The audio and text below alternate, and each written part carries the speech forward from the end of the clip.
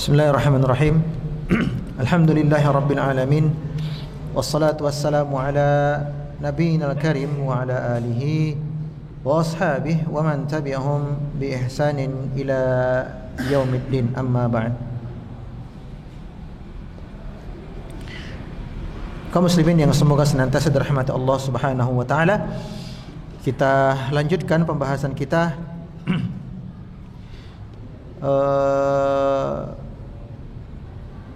masih pada kisah Haji Wada ya.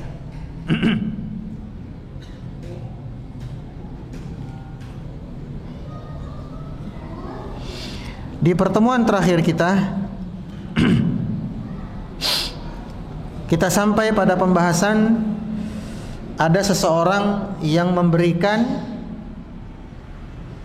daging himar buruan ya.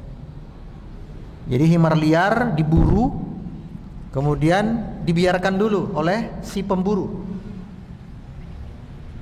Lantas beberapa sahabat bertanya-tanya, ini punya siapa? Ini punya siapa? Kalau nggak ada yang punya, wes jupuk wae. Maka Nabi katakan apa? Dawuhu. Biarkan, jangan kalian sentuh. Sebab bisa jadi pemiliknya akan datang sebentar lagi. Maka ternyata enggak berapa lama datanglah pemburu yang memiliki atau yang berwenang terhadap himar tadi. Ternyata orang Badui.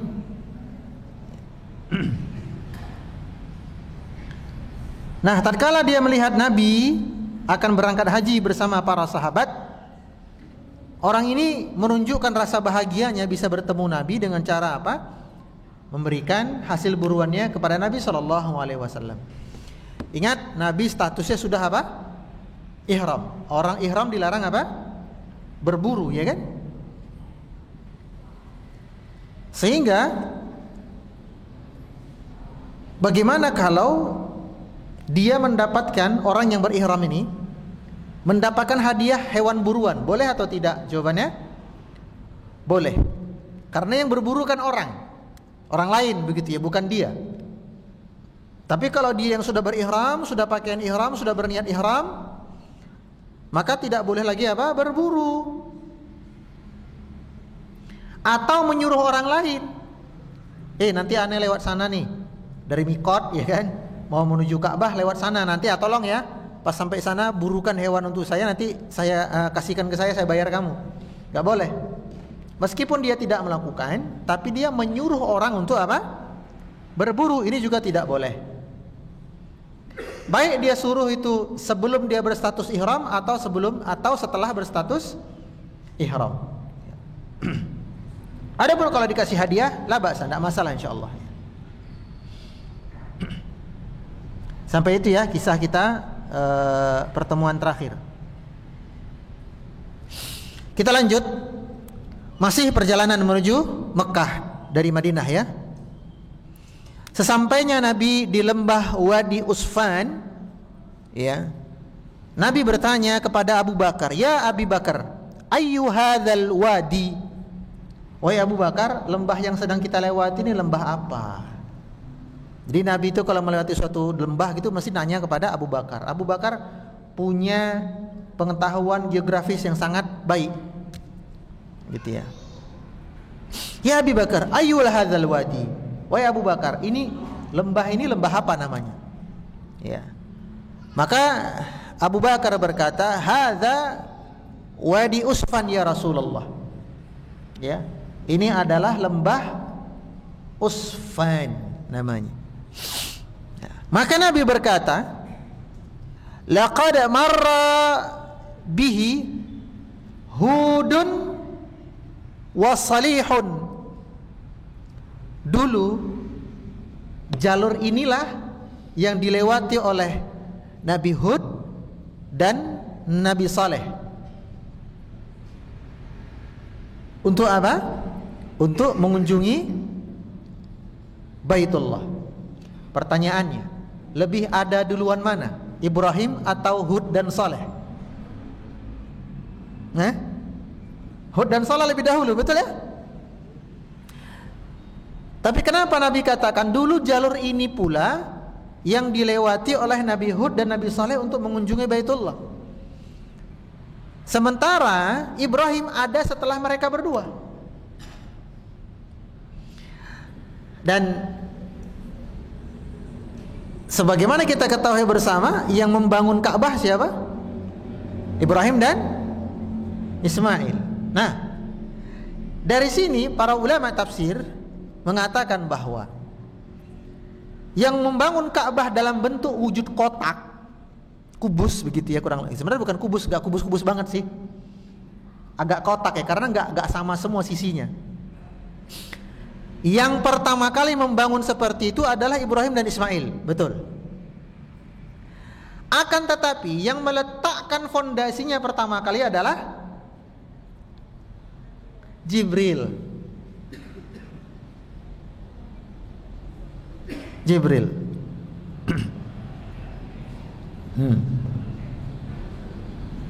Atas perintah Allah. Sebab pusatnya bumi itu adalah Ka'bah. Maksudnya tanah yang berdiri di atasnya Ka'bah, bukan Ka'bah ya, tapi tanah tempat berdirinya Ka'bah. Dari titik itulah Allah menghamparkan bumi, dalam tanda kutip mengembangkan bumi gitu ya. Jadi wus gitu.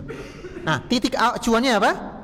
Tanah tempat berdirinya Ka'bah. Jadi sejatinya Ka'bahnya sudah ada sejak bumi itu diciptakan.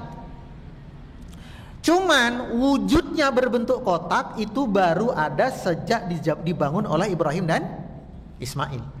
Kalau begitu, ibadah haji bukan Ibrahim yang pertama kali melaksanakan. Nabi dan Rasul sebelumnya sudah melaksanakan. Sudah melaksanakan terlebih dahulu. Makanya Nabi katakan tadi apa? Laqad marra bihi Hudun wa Salihun. Dulu pernah di sini lewat Nabi Hud dan Nabi Saleh.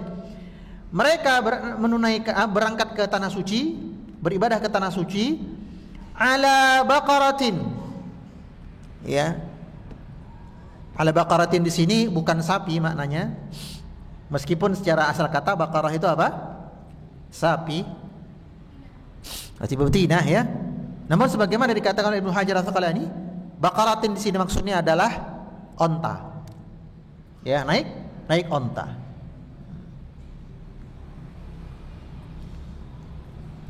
Kemudian berlanjut perjalanan. Tibalah Nabi di daerah Sarafun. Berjarak kurang lebih 14 km dari kota Makkah. Berarti sudah dekat dong. Ya, sudah dekat ini. Maka Nabi katakan kepada para sahabat, "Man lam yakum minkum ma'hu hadiyun." Barang siapa di antara kalian yang berangkat bersamaku ini belum membawa hewan hadiyu, belum membawa hewan hadiyu, fahabba ayyaj'ala umratan, dan ia berniat mengubah, dan dia berkeinginan mengubah niat hajinya menjadi umroh. Jadi umroh dulu. Coba diingat-ingat jemaah sekalian pelajaran kita beberapa pertemuan sebelumnya. Nabi berangkat itu niatnya apa? Haji apa? Qiran. Yaitu dalam satu manasik umroh plus haji sekaligus dalam satu manasik, dalam satu nusuk. Sementara para sahabat niatnya ketika berangkat labbaik Allahumma hajjatan, itu hajinya haji apa? Ifrad, haji tok.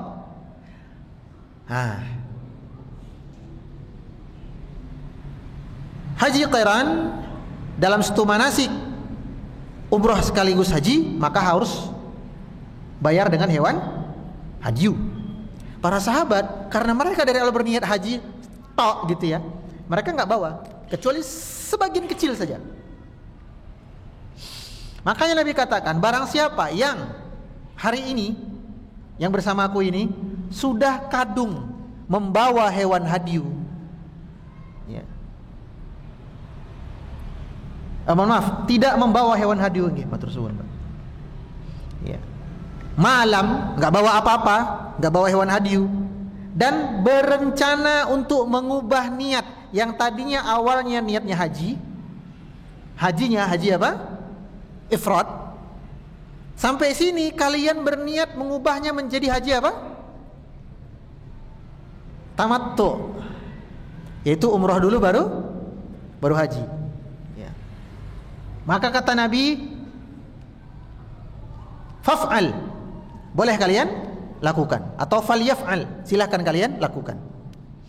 Wa man kana ma'ahu hadiyun, adapun yang sudah terlanjur wes kadung bawa kayak saya begini, udah kadung bawa hewan hadiu, fala, tidak boleh mengubah apa? Niatnya. Nah, bagaimana hukumnya mengubah niat di tengah ibadah?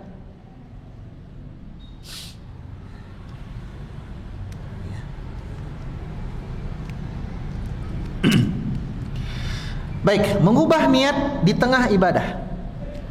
Ada yang dibolehkan, ada yang dicela, ada yang membatalkan. Ulangi. Mengubah niat di tengah-tengah ibadah, ada yang dibolehkan. Satu. Yang kedua, ada yang dicela gara-gara itu. Yang ketiga, batal ibadahnya gara-gara dia mengubah niat. Tiga kan? Kondisi. Kondisi yang pertama, dibolehkan mengubah niat di tengah-tengah ibadah. Contohnya apa? Ini yang barusan kita ceritakan. Berniat awalnya haji apa? Haji ifrad. Sudah ihram, sudah miqat, ya kan? Sudah berniat labbaik Allahumma hajjah. Sudah berniat untuk haji ifrad ini. Tapi oleh Nabi disuruh apa? Dikatakan apa? Yang tidak bawa hewan hadiu dan ingin mengubah niatnya, yang tadinya cuma ifrad ingin berubah menjadi tamattu, umrah dulu baru haji, falyaf'al, boleh melakukannya. Nah ini, ya, diperbolehkan. Ini contoh kasusnya. Yang kedua, mengubah niat di tengah ibadah tercela. Tercela hukumnya. Siapa mereka? Yaitu orang yang mengubah niatnya yang tadinya karena Allah semata, berubah menjadi ada sebahagian niatnya untuk Allah, sebahagian niatnya untuk selain Allah. Dan itu dia lakukan di tengah-tengah ibadah. Tercela hukumnya. Tadinya sudah ikhlas karena Allah di awal-awal, tapi seiring berjalannya waktu di tengah-tengah peribadatan yang sedang dia kerjakan, dia ubah niatnya. Sebagian untuk Allah, sebagian untuk selain Allah. Contohnya apa? Orang yang salat sunnah, ya, dia salat ba'diyah zuhur.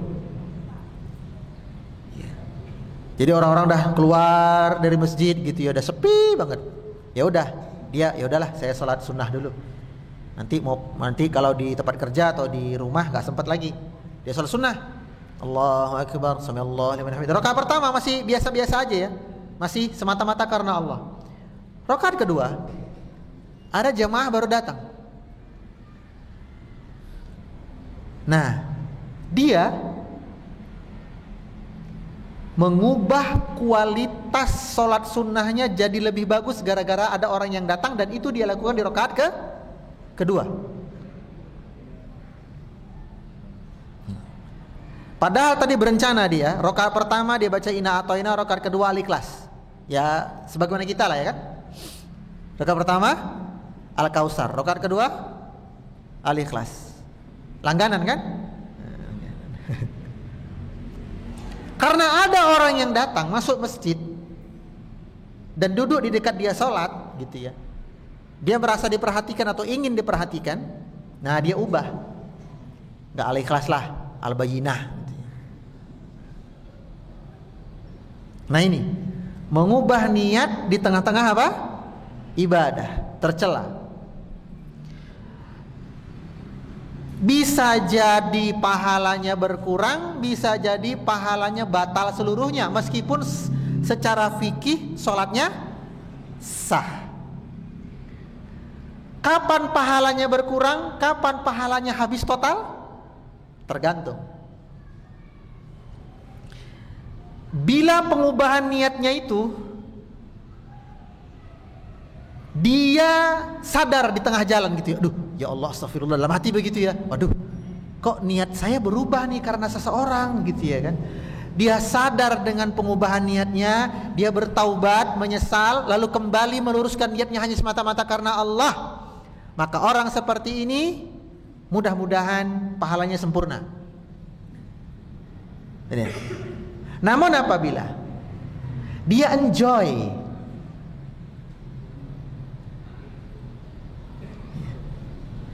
dia menikmati pengubahan niatnya itu yang tadinya karena Allah berubah kepada sebahagian itu Allah, sebagian kepada untuk manusia, dan dia menikmatinya, dia enjoy dengan pengubahan niat tadi. Maka bagaimana? Apakah terhapus sebagian atau seluruhnya? Tergantung lagi. Jika ibadah yang dia kerjakan itu ibadah yang bersambung satu dengan yang lain seperti sholat, sholat itu dari rakaat 1, rakaat kedua, rakaat 3 itu kan bersambung ya, bukan bagian yang terpisah. Jika orangnya seperti ini kasusnya pada ibadah yang saling bersambung, maka pahalanya terhapus dari rakaat pertama sampai selesai. Namun apabila pengubahan niat ini terjadi pada ibadah yang tidak saling bersambung, semisal baca Quran, sedekah, ya, dia enjoy dengan pengubahan niatnya, maka yang bagian awal dari baca Qurannya atau sedekahnya berpahala, sementara bagian akhirnya, bagian kedua yang dia niatkan bercampur kepada selain Allah tidak berpahala. Ya, ini perbedaan kondisinya. Yang ketiga, pengubahan niat yang mengakibatkan batalnya ibadah. Jadi bukan pahalanya lagi yang batal, sah ibadahnya batal. Contohnya, dia tadi malam lembur, jadi dapat shift, 2 shift langsung. Shift 1 itu jam 8 sampai jam 2, shift 2 itu jam 2 sampai jam berapa? 24 dibagi 3, 8 ya. Jam 8 sampai jam 4, jam 4 sampai jam 12, jam 12 sampai jam 8. Nah, dia dapat shift 2, shift 3. Jam 4 sampai jam 12, jam 12 sampai jam 8 pagi. Maka esok pagi dia ngantuk. Ya, namun karena ada urusan pagi, ngantar anak sekolah, ngumbah-ngumbah ya tuh. Dia baru bisa tidur jam setengah 10. Itu pun gak langsung tidur, masih ketip. Jam 10 pun dia tertidur. Udah. Karena ngantuk banget, dia bangun jam 4 sore. Kebetulan yang dapat shift malam mesti dapat libur sehari gitu loh. Dan besok masuk shiftnya shift 2 tok. Jadi hari itu tidur jam 10 sampai jam 4. Balas dendam nih. Dia terbangun, jam 4 sore. Ya kan? Nah, perasaan dia tertidur paling lepas zuhur sampai asar gitu ya. Padahal dia tidur dari sebelum zuhur. Lalu dia mandi, wudu, bertakbir. Sebelum bertakbir dia berniat ini sholat asar. Allahu akbar, alhamdulillah rabbil alamin, sampai selesai. Nah, pas baca surat dia teringat, oh iya, saya tadi tidur dari jam 10, baru bangun jam 4. Berarti aslinya saya belum sholat zuhur. Nah ya udah deh, saya ubah aja niatnya nih. Ini untuk salat zuhur, batal salatnya. Karena salat tidak boleh mengubah niat di tengah-tengah salat untuk salat yang lain, nggak boleh. Nggak boleh. Jadi batal salatnya, ya. Allahu a'lam. Puyeng nggak? Paham lah ya, paham lah.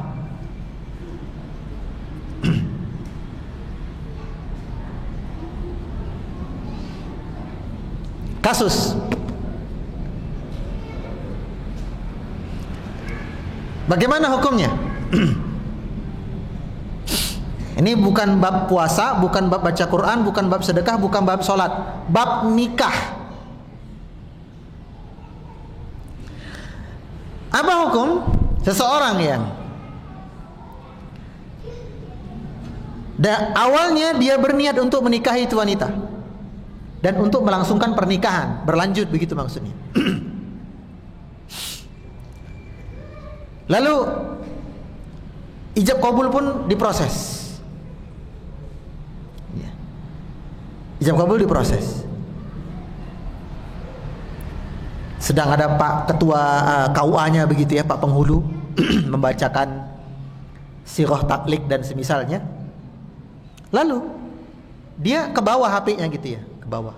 Tiba-tiba ada yang mau WA dia, WA foto bahwa istrinya nih ternyata sebelum menikah 3 hari lalu itu jalan sama mantan gebetannya. Dan jalannya bukan hanya tapi sampai ke hotel, di foto tuh menuju hotel misalnya begitu. Dia baca itu udah mau akad nikah nih. Tadinya dia ingin ijab kabul dan melanjutkan pernikahan. Lalu gara-gara melihat dokumentasi tersebut, dia mengubah niatnya. Tak nikahi juk tak tunjuk ke foto ini, langsung tak ceraikan. Gimana hukum? Dah PR aja. Gak usah saya bahas, jadi bab nikah nanti. Kajian sirah jadi kajian nikah.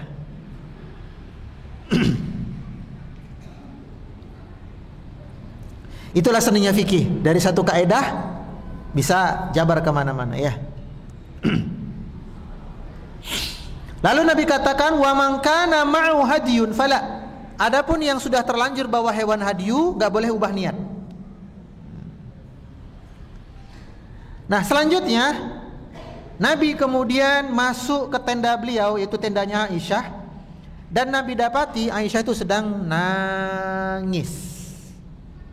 Sedang nangis.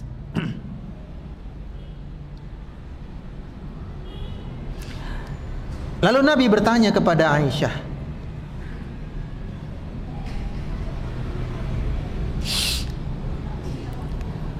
ma yubkiki ya hantah? Apa yang menyebabkanmu menangis sampai sembab? Iya. Ma yubkiki? Kenapa kau menangis wahai Aisyah? Maka Aisyah berkata, wahai Nabi,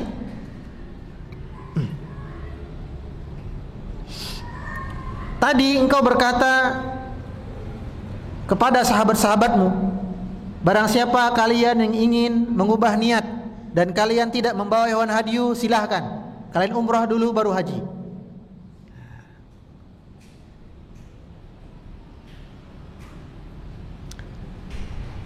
Sementara aku tidak bisa melakukan itu wahai Rasulullah. Lalu Nabi bertanya, limadza? Kenapa kau tidak bisa melakukan itu?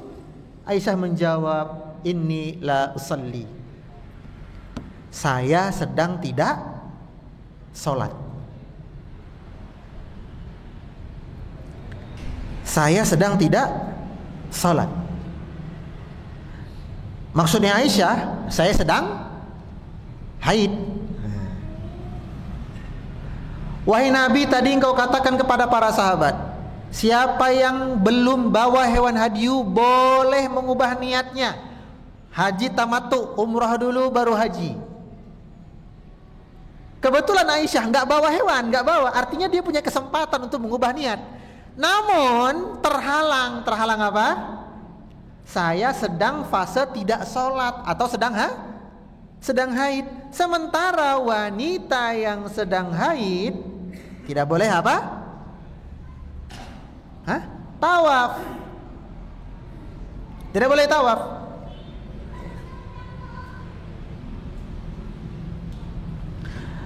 Maka Nabi berkata kepada Aisyah, "Fala yadurruki, wahai Aisyah, haid itu tidaklah, istilahnya tidaklah merusakmu. Sebab apa? Sebab anti imra'atun min banati Adam. Sebab ya sebagaimana wanita-wanita putrinya Nabi Adam, engkau pun kan bagian dari mereka. Artinya haid itu merupakan fitrahnya wanita. Jadi tidak akan memudaratkanmu.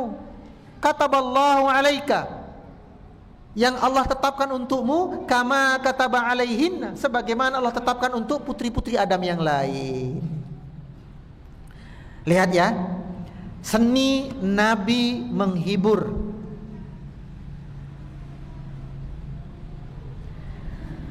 Nabi tidak langsung berkata wis rapopo,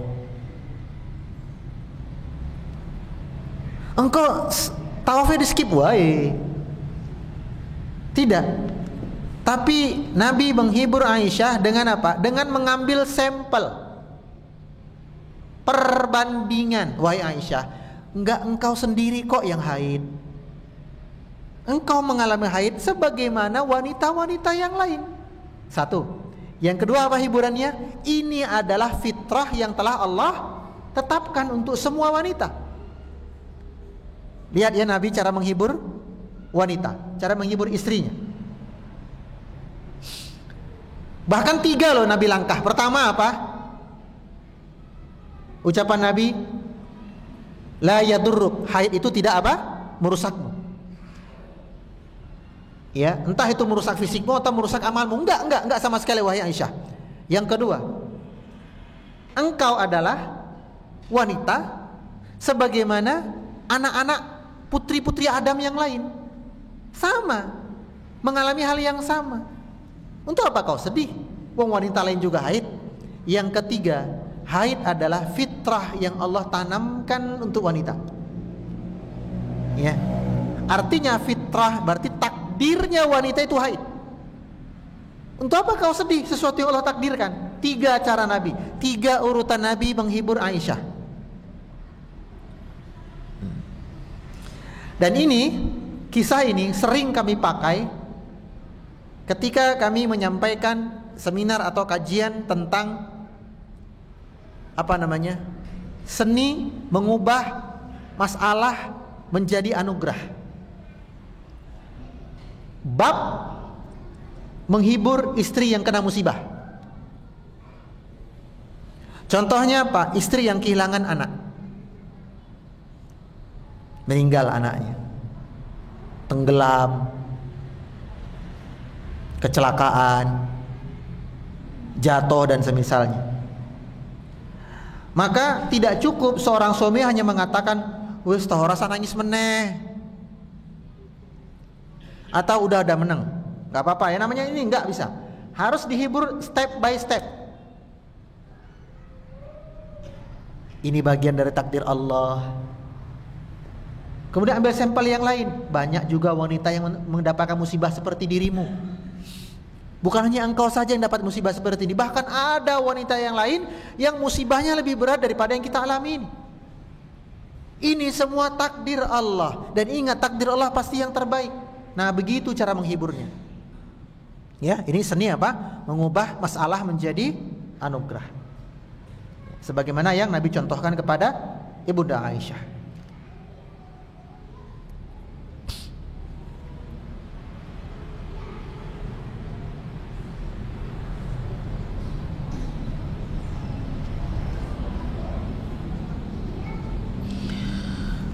Sebab Aisyah pengen juga umroh sebelum haji.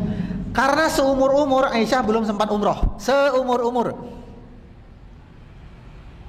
Ya, karena apa? karena Aisyah kadung hijrah ke Madinah di usia yang masih kecil. Jadi Aisyah belum sempat umroh. Dengar Nabi mengatakan barang siapa yang pengen mengubah niatnya, umroh dulu baru haji, jadi haji tamattu, silahkan. Wah, Aisyah pengen. Kenapa belum sempat umroh sama sekali? Jadi dalam anggapannya Aisyah, berarti saya nanti sama sekali tidak bisa ngapa-ngapain kecuali hanya di tanggal 8 Zulhijjah langsung menuju Mina. Ini adalah bayangannya Aisyah. Maka Nabi hibur, tidak memerusakmu, wanita lain juga mengalami hal sepertimu, dan itu bagian fitrah wanita. Yang keempat, Nabi katakan apa?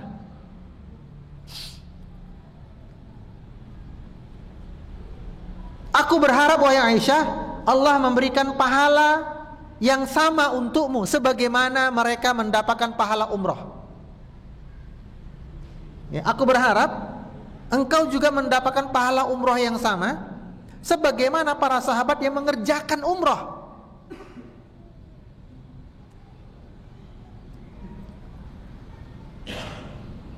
Dan ketahuilah wahai Aisyah, semakin besar kesulitan yang dialami seseorang dalam mengerjakan ibadah, maka pahalanya juga semakin besar. Ini kaidah fikih.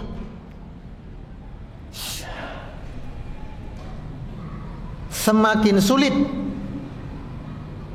suatu ibadah itu dikerjakan seseorang, maka pahala yang dia dapatkan lebih besar dibandingkan orang yang bisa mengerjakannya dengan lebih mudah. Makanya orang yang berhaji dari Indonesia, ya kan, duitnya lebih murah apa lebih mahal? Mahal. Sekarang sudah berapa? Dulu kan 30 juta, sekarang sudah berapa? 60 ya? Masya Allah. Secara biaya. Yang kedua susahnya apa? Waktu tunggu. Yang ketiga jarak tempuh.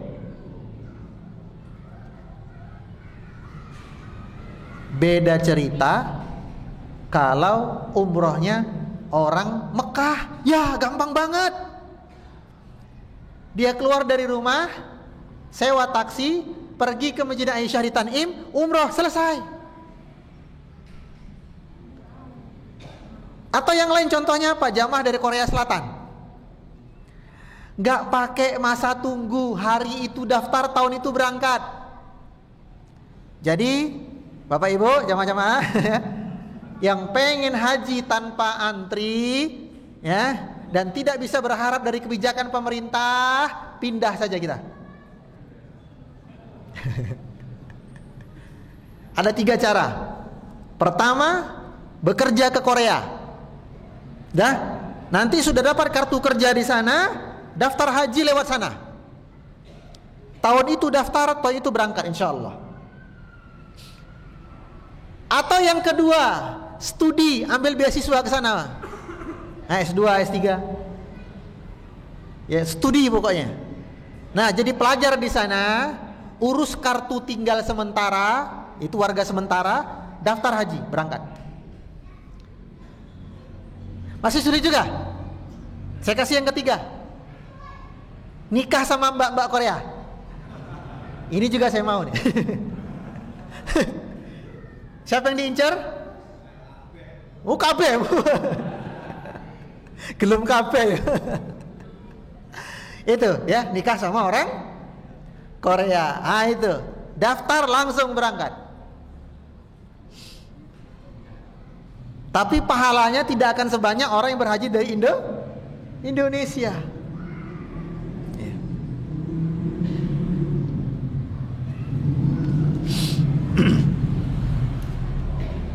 Kita lanjutkan. Nah, tadi kata Nabi apa? Semoga Allah memberikanmu pahala umroh sebagaimana mereka yang bisa berangkat umroh. Ini doa Nabi loh ya, makbul. Dan ternyata benar. Aisyah akhirnya berkesempatan umroh, tapi bukan sebelum haji. Kapan Aisyah umrah? Seusai haji. Jadi haji udah selesai, Aisyah udah suci. Aisyah sudah suci. Maka Nabi perintahkan Aisyah, kau silahkan berangkat umrah, ditemani oleh kakakmu Abdurrahman bin Abu Bakar. Wahai Nabi, dari mana aku mengambil miqat? Kata Nabi, dari Tan'im. Kerjakanlah sholat sunnah di sana. Makanya sejak itu didirikanlah masjid Aisyah di Tan'im. Ya, itu sejarahnya. Wallahu a'lam. Lanjut.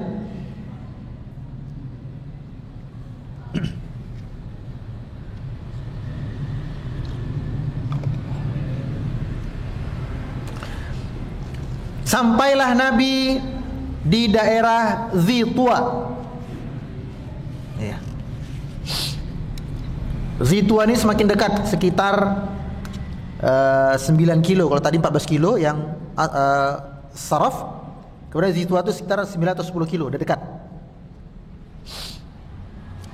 Nabi menginap, mendirikan tenda dan menginap di situ selama 3 hari sampai tanggal 4 Zulhijjah.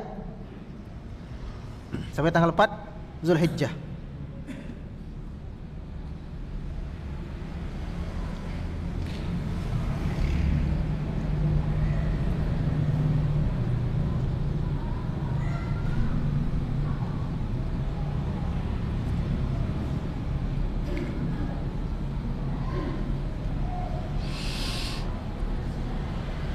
Esok paginya Nabi mulai melakukan apa? Ritual ihram.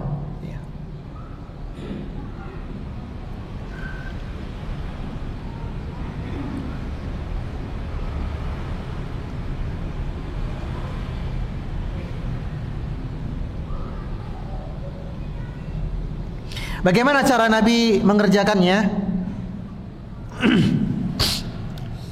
Nabi keluar menuju Ka'bah, dan saat Nabi melihat Ka'bah, maka beliau membaca Allahumma antas salam wa minkas salam fahayyina rabbana bis salam. Ya, sampai di situ aja, enggak ada tambahan bacaan yang lain.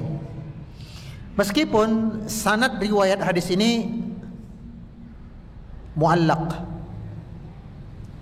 sebab yang meriwayatkan kisah ini adalah Sa'id ibnu Musayyib.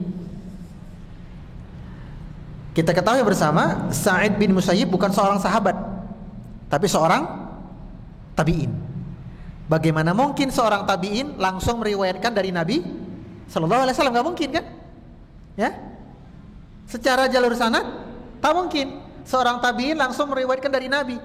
Sebab dikatakan dia tabi'in karena belum sempat bertemu Nabi. Jadi sanadnya apa? Muallaq. Namun sanad ini diperkuat dari asar yang diriwayatkan dari sahabat Abdullah bin Abbas dan Abdullah bin Umar. Ya, mereka membaca Allahumma antas salam sampai selesai ketika melihat Ka'bah for the first time, pertama kali. Lalu Nabi bergerak menuju Hajarul Aswad. Ya. Kemudian Nabi mengusapnya dengan tangan beliau. Lalu setelah diusap, begini ya, diusap. Nah, tangan yang digunakan untuk mengusap Hajarul Aswad tadi beliau cium. Nah, beliau cium. Setelah itu, beliau baru mencium Hajarul Aswad secara langsung.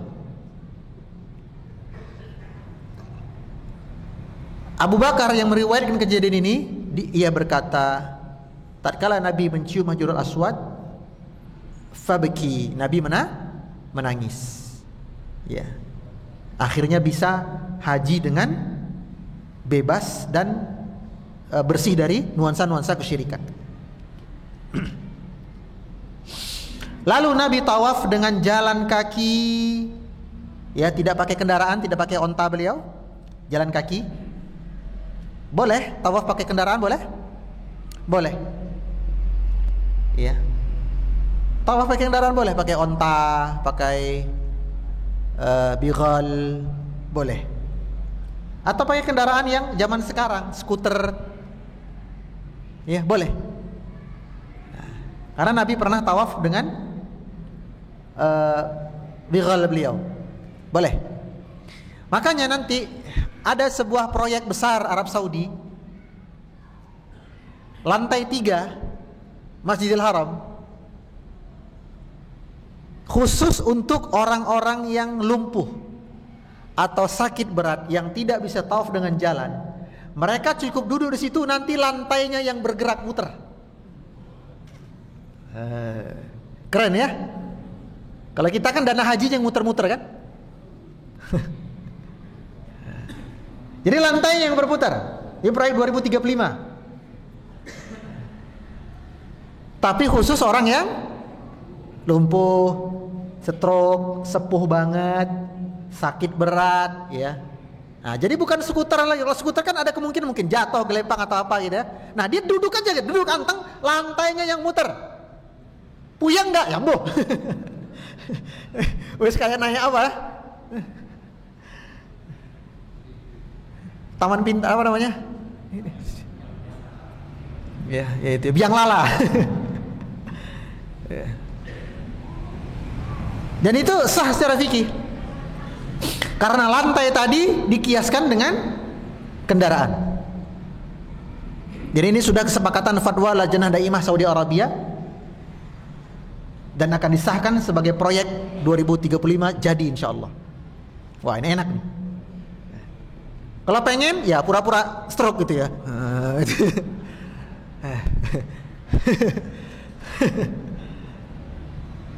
Haj gitu ya. Di Mari Ashkar pura-pura. Jangan, nanti stroke beneran ya, naudzubillah ya. Nah, setelah itu Nabi mengangkat tangan beliau yang tangan kanan sambil bertakbir membaca bismillahi Allahu Akbar. Abdullah ibn Tufail yang meriwayatkan hadis ini berkata, Nabi aku lihat terkadang menyentuh Hajarul Aswad dengan tangan beliau, terkadang beliau menyentuhnya dengan kayu tongkat beliau. Kalau beliau menyentuh dengan tangan, maka yang beliau cium adalah tangan beliau. Namun ketika terlalu berdesak-desakan di sekitar Hajarul Aswad, maka beliau menyentuhnya dengan tongkat yang beliau bawa. Disentuh, kemudian dicium apa? Tongkatnya. Ya. Artinya sunnah anjuran mencium tangan atau mencium tongkat bila berhasil menyentuh Hajarul Aswad, ya. Sehingga kalau tidak bisa menyentuhnya, cuma bisa melambaikan tangan dari jauh karena terkendala, apalagi zaman sekarang ya kan, calo di sekitar situ banyak loh. Kalah terminal Pulau Gadung kalah. Calo Hajarul Aswad tuh ngeri-ngeri loh. Asal punya duit aja 250 real, 1.250.000. Nih. Itu paling murah itu. Nah, itu calonya akan buka jalan, air panas itu. Buka jalan ke kita agar bisa mencium Hajarul Aswad. Tapi tidak saya sarankan. Beribadah kok pakai calo ya.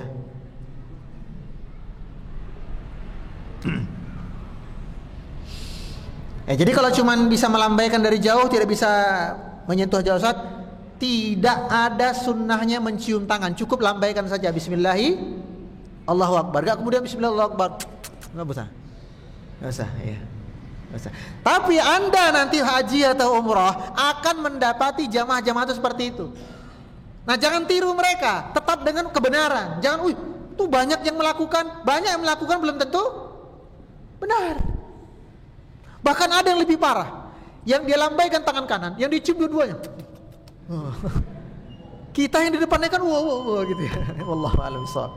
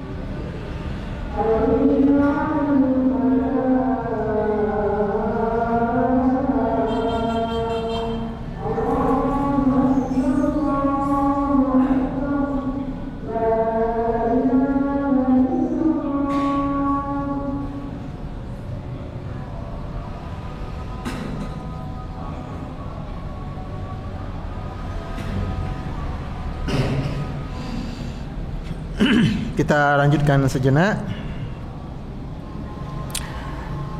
Tadi sampai poin apa? Mencium tangan setelah mengusap Hajarul Aswad. Lalu di 3 putaran pertama itu ketika tawaf Nabi melakukan ramal. Ramal itu apa? Berlari-lari kecil 3 putaran pertama. Kemudian di 4 putaran terakhir sisanya beliau jalan santai. Ya, seperti biasa.